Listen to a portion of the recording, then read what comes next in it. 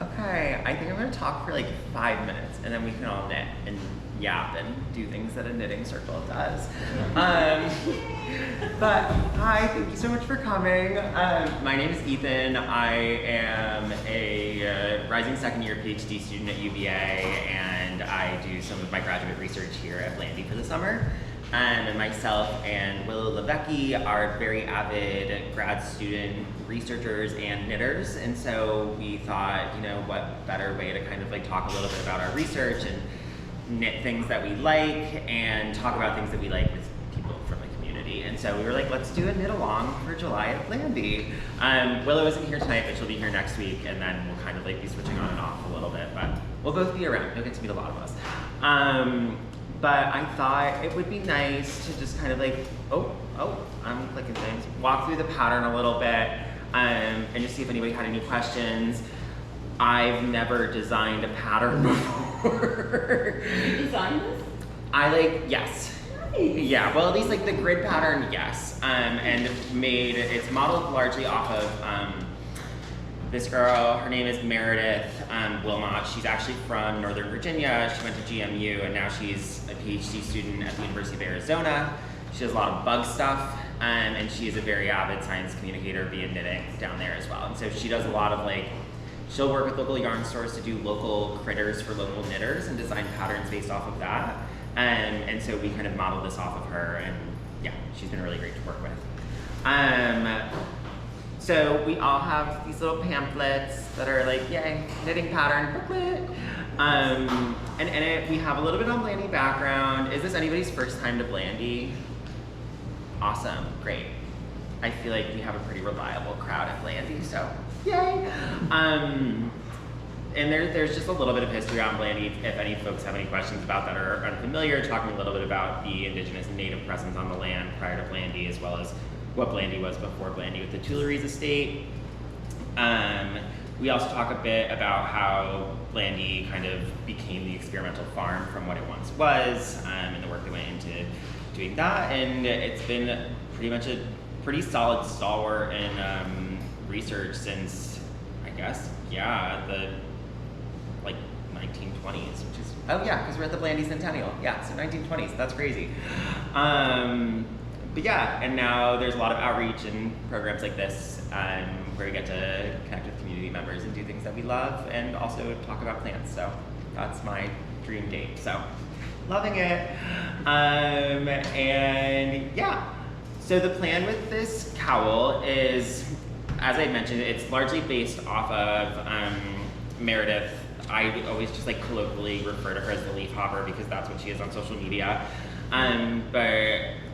Her bee's neck cowl, and so we augmented our grid pattern in a bit based off of that. Our plan with this whole knit along is that it'll span this entire month. It is July already, that is crazy.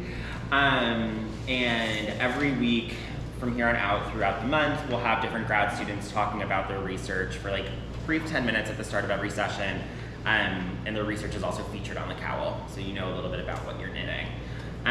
So next week we'll have Willow. She does a lot of work with mining bees and other pollinators, and then me and Murray talking about butternuts. I'll talk a bit about forest migration, and then our friend Will talk about spongy moths.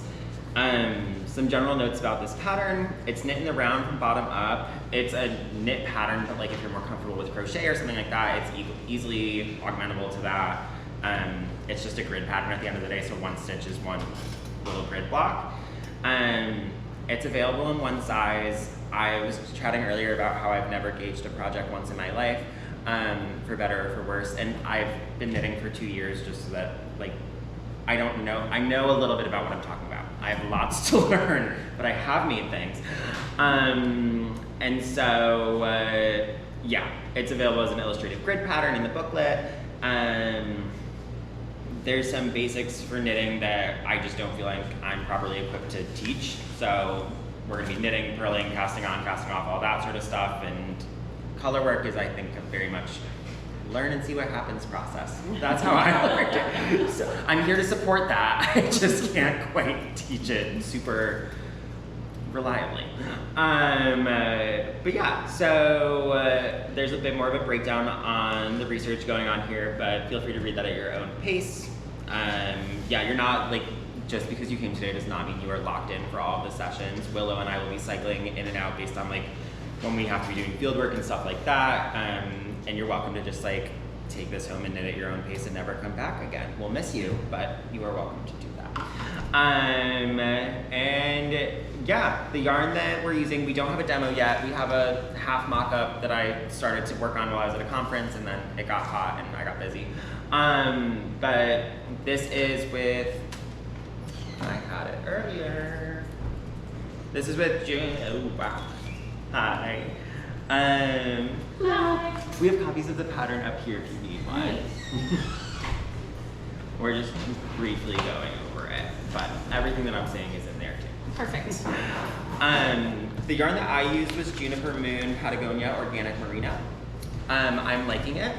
I will say I think this is going to be a big towel, but again, belting her down. 2 colors is great. So the pattern has like lighter color is background, darker color is like subject for the most part. I reversed that with this. I don't know how I feel about it. So feel free to make that decision on your own accord as to what suits your stylistic choices. I'm using 3.5 millimeters. I think you could go anywhere from probably 2.75 up to 4 depending on your yarn weight. Yeah, stitch markers, it starts off with casting on 174, and then this is just kind of an overview of the grid and what it's gonna look like nothing. There we go. Okay, so we've got a spongy moth here laying a mass of eggs. We've got a butternut with some butternuts. This is a little star feature. This is a woodcock. No one here actively studies them, but we've seen a woodcock family return to Blandy this summer. So yeah, so it felt really apt to include it. And then we have a chimney bee here. They make these little chimneys, which Willow will talk about. And then I studied black tupelo. So this is a sprig of that. So that's like a little brief about what's on the pattern and what you will hopefully have around your neck sometime this winter if it ever gets cold. And then towards the end of the pattern, it's just 2 more zoomed up versions of the grid pattern. I like to cross it off as I go through, just so that I know where I am, all that sort of stuff. But yeah, that's kind of it. Does anybody have any questions, comments, concerns?